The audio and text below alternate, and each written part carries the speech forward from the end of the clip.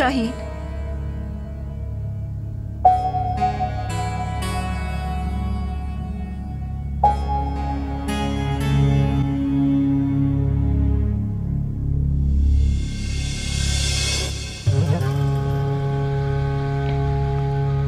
این همه پول از کجا؟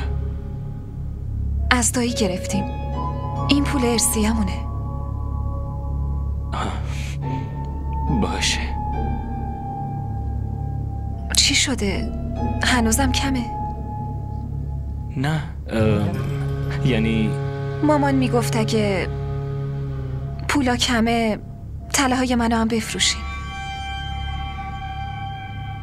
اون که چی؟ هیچی. نگران نباش، همین کافیه. کارم راه میافته.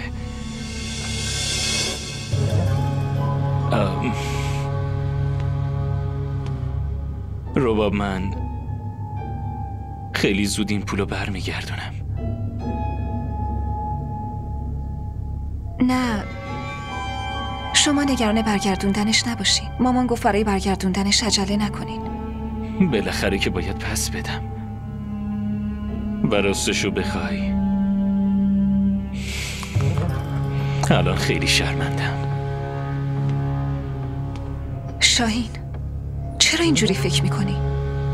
تو همسرمی و دلیلی نداره که شرمنده بشی.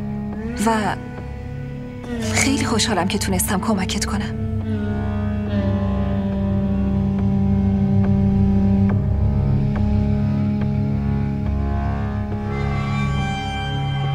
امروز فهمیدم